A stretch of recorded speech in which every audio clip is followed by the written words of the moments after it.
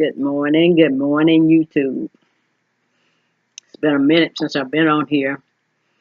I've been just doing whatever I want to do. It's basically nothing. I thought I'd make this quick little video. The other night I was looking at some videos on some YouTube channels, and it was about, one of them was about laughter in the church. And for those who, some people may know about it, kind of like the Toronto Affect. These people in Toronto, I think they started, well, they didn't start the laughter, but they were having, people in church were doing a lot of laughter, and it was uncontrollable. And I was just reading on it, the website, because I used to do that. When I was younger, I'd be the only person in church that would laugh, and whatever I was doing, it wasn't, nobody else would do it, and I would just sit there and laugh and couldn't stop. I've done this several times. So I was just reading on the comment section of this person YouTube page, and one person commented, said that the people who had this uncontrollable laughter probably might have had this, not a disease, but it's the effect of a disease, a brain injury. It's called PseudoBulbar Affect.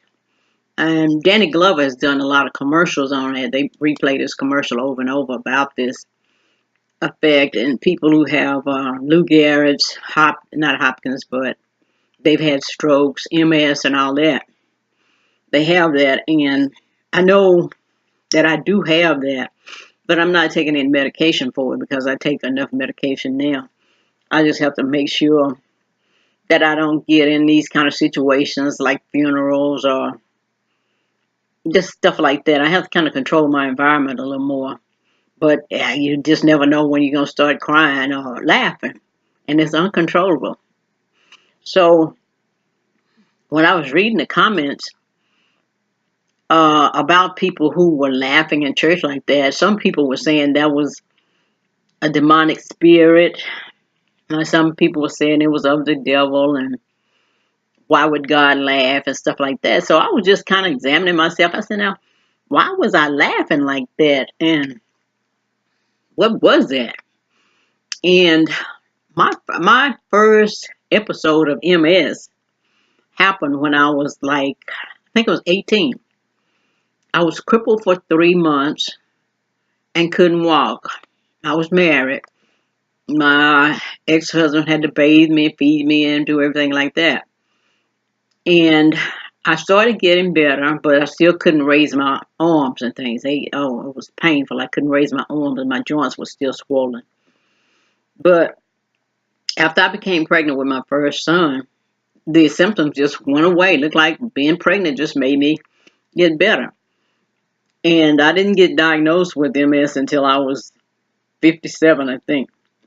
But they looked at the MRI and they said that the lesions on my brain, I had so many lesions, I've had the disease for a long time.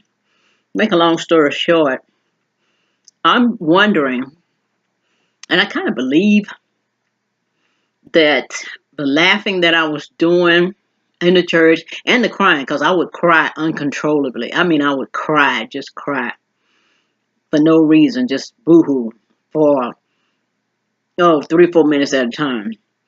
But I'm thinking that I know I had MS during that time, so I'm thinking the lesions on my brains was causing it, and the effect is called PBA. So the PBA was probably what was making me laugh like that. And people who have brain injuries, they can have visions and see things and strange dreams, because Harriet Tubman had a real bad brain injury from one of the slave masters hitting her in the head with I forgot what it was, some kind of piece of iron, and she was injured real bad. But after that, she started having visions and things like that. So I said all this to say that the thing that I thought was such a spiritual thing and God revealing things to me and all of that, it just may have been coming from the injuries to my brain. And then God is still in that too. I'm not taking anything away from God, but just to give myself some understanding, because some people think that if you see things or you have dreams or visions, that they know you're strange. But if that is of the devil, if they don't understand it, we give the devil just too much credit, and it's probably nobody but us that's doing these things. But I was so happy to associate this effect from the MS, the lesions on my brain, to the spirit of laughter. And that was I don't know, epiphany or something, because I don't I don't think about it now, and I don't go to church now because I don't want to start that crying and get emotional and stuff. And that's not the only reason why I don't go to church. I've said before why I don't go to church, but that's one of the reasons too. I don't want to get hysterical and start having these fits and things, and knowing full well I'm gonna cry, because I can sit up and watch a movie and just start tearing and boohooing, and it's not even that sad. And then somebody can say something it's not that funny. I'll fall out laughing and can't stop laughing. So now that I know that that's what I was doing in the past when I was younger, probably didn't have anything to do with the Spirit of God. But I'm not saying everybody that laughs in church have some kind of brain injury. I'm not trying to say that, but I'm just saying for me, that is most likely what was wrong with me. The multiple sclerosis. Then people who have strokes can do that kind of stuff. And I've had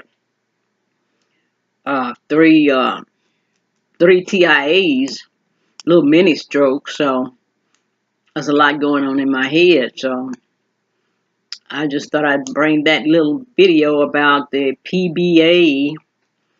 Do some investigating on it. If you know somebody that just laugh when stuff's not funny, or cry when it's not that serious, maybe that's what's wrong with them. Some kind of brain injury, or shucks, maybe you got hit in the head or had a concussion. You just never know the injury that's happened to your brain, because it can happen just from a lick over the head, car accident. You bumped your head real bad. So they don't do MRIs and stuff on your brain. You just don't know how much damage has been done to your brain. But anyway, I'm going to do some more investigation, but I know I'm not going to take the medication because, oh man, from the side effects, I don't need no more side effects. So we will not be taking medication for PBA. I'm just gonna monitor myself and stay away from emotional as many as I can. Stay away from emotional situations, and I'll be okay. Try not to get upset. That's the thing. So anyway, I'm gonna sign off, and I'll see you next time. Don't forget to subscribe and share. Bye.